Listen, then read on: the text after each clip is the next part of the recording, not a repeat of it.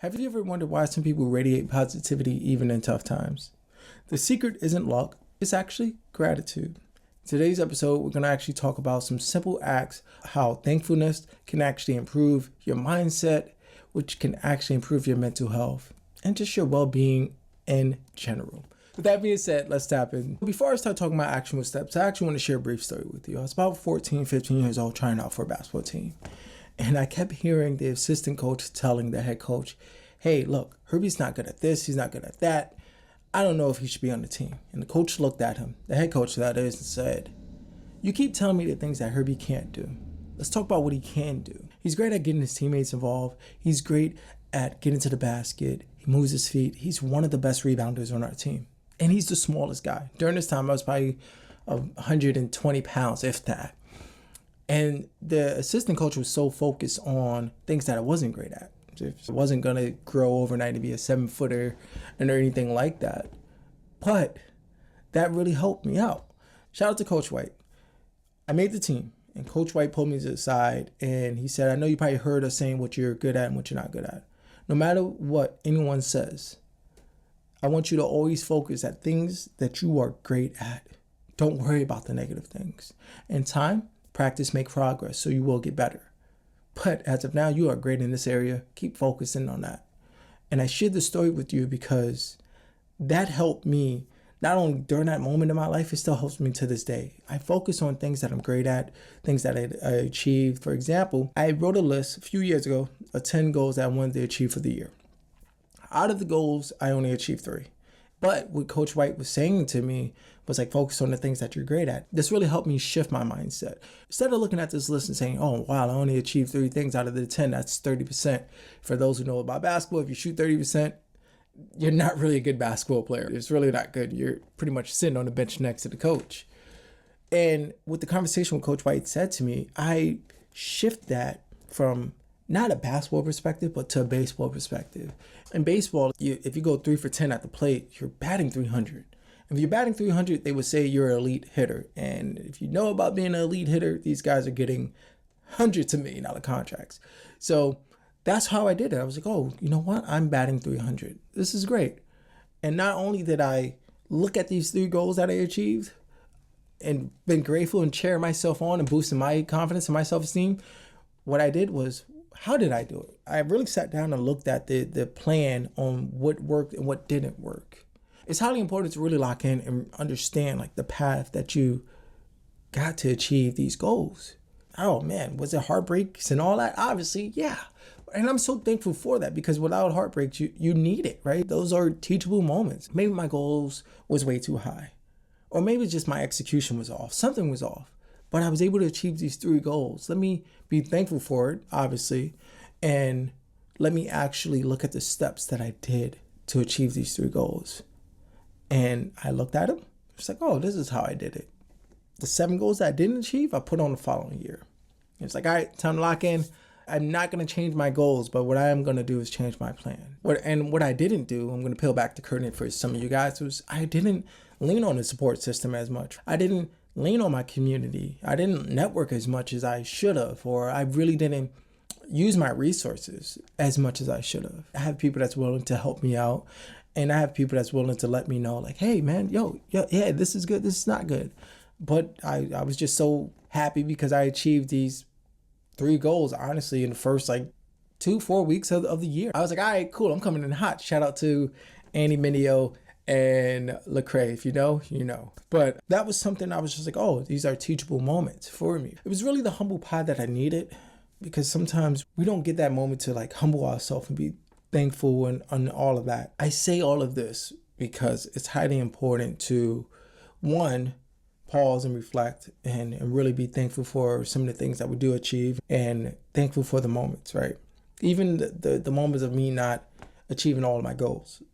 All right, cool. I'm just thankful for it because it was the teachable moment. And then I realized, dude, you have a whole community, a whole network that not only believe in you, but want to see you succeed. Not everybody's going to have that crab in the barrel mentality. For those who don't know, it's crabs that are in the barrel. They essentially pull each other down. Instead of working together as a unit and lifting each other up to get out of this barrel or this bucket, they essentially pulled each other down. If I can't get out, you can't get out. And that's what I was doing to myself, right? It was like, man, I'm blocking my own blessings and I'm not using my resources and I'm not really checking in on myself. Hey, dude, you achieved this. Cool, this is working. Be thankful for the opportunities, or be thankful that we here or whatnot, and celebrate my small wins. And I wasn't. I was just like, yo, got these 3 goals out the way. Man, we coming in hot. This year is going to be popping. And I wasn't really locked in and celebrating my small wins. I just kept moving the goalposts. And it's easy to do that when you're just so, I don't want to say goal driven, but when you're just like the horse with blinders and you're not paying attention and you're not slowing down and you're not checking in with yourself. And you're just like, go, go, go, go, go. I say all of this because what I started doing was really checking in with myself every 4th quarter. And I don't mean this from a basketball sense, but like it's the 4th quarter of the year and I'm going to blink and next thing you know, New Year's going to be here. So I started really implementing this system every 4th quarter. I look at my list of the goals that I achieved or I didn't achieve. And I'm like, all right, cool. Regardless if I achieved all 9 or 10 or all of them or none of them, I always just, hey, I'm thankful we made it through another year. What is the teachable moment that we can learn from this? And I always do that. I celebrate my small wins. As soon as I get my win, I sit back and I embrace it and I celebrate it before I just keep going, going, going. I don't know about you, but I know for me, I need that humble pie. And that humble pie is really something like, yo, embrace that moment, embrace the present, embrace that small win. Because a small win, you already know, is a win regardless. If you want me to talk about some goal settings, which I probably will do and I am going to do, I'm going to do it in future episodes. So you still want to stay locked in to the show. So with that being said, let's actually talk about some actual steps of gratitude. When we actually talk about some actual steps for gratitude, step 1, you can always journal. And I talk about this all the time. Journaling is something that is highly important to track where you are, to slow the world down. I already told you guys, I'm a massive advocate for journaling. And for myself, I do the voice note because it's easier for me to sit back and really embrace what I'm saying or what I'm going through. And you can still get the pen and the pad and you can get the writing.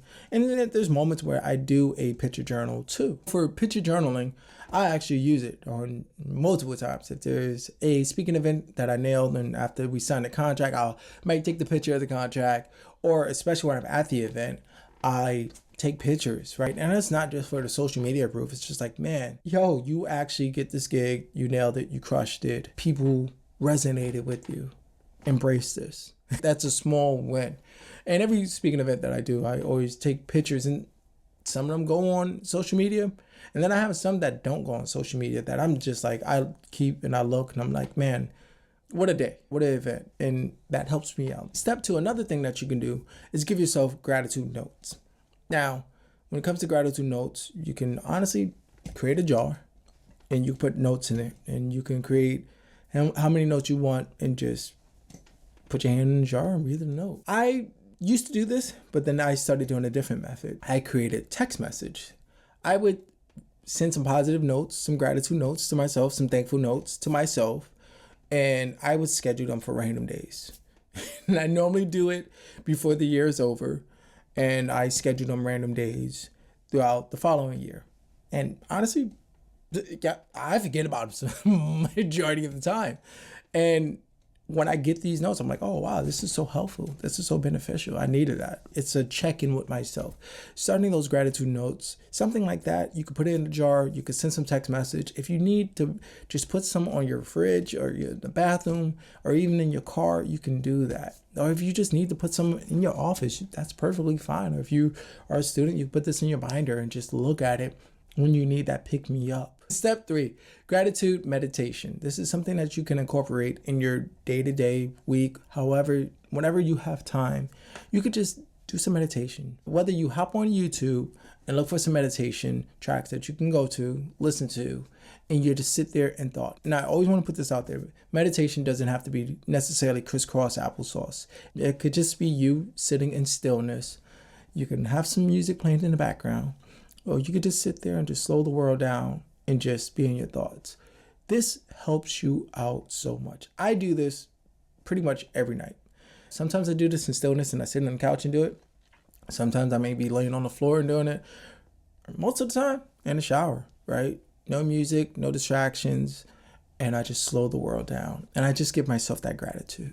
Hey, I woke up today. Hey, I was able to go to the store. I was able to drive to the store. I was able to have some meetings. I was able to have a conversation with a good friend.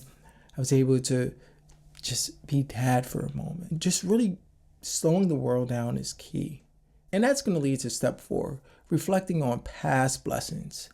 I told you I like to embrace the things that I achieved. When I achieved my 3 goals, I embraced them. I was celebrating them so much. And I just embraced the steps that I took to get it. I embraced the goals that I achieved. And with you could just really reflect on the blessings that you achieved or even the challenges that you overcame. And that's something that I'm an advocate for, is really reflecting on my blessings, but really reflecting on the challenges that I have. Sometimes you get over a certain hurdle and you don't look back, which is perfectly fine. If you're that person, who am I to judge?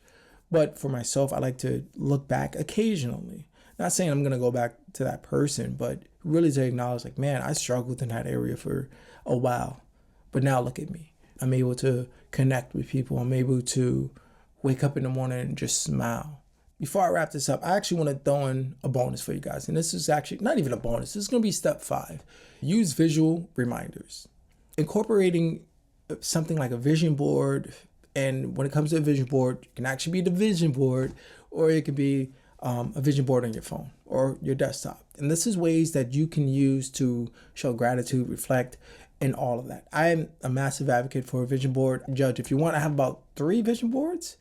2 are actual big boards, and then 1 is in my phone. And I use this all the time for gratitude, for reflecting. And this really gives me that pick me up, especially for them days when I feel like I don't have it. It gives me that motivation to keep on going. And then also gives me that humble, hey man, we're achieving this, we're doing this, right? It's that extra pat on the back. This is something I use all the time. Before I wrap this up, what is one thing, it could be big, it could be small, that you are truly grateful for this year? You can share in the comments. I would love to hear it. And if you like what you heard, please don't forget to subscribe to the channel, like, comment. If you listen to this on the audio, don't forget to rate this and follow the show. And I hope you rate it 5 stars. With that being said, I'll see you next time. Peace.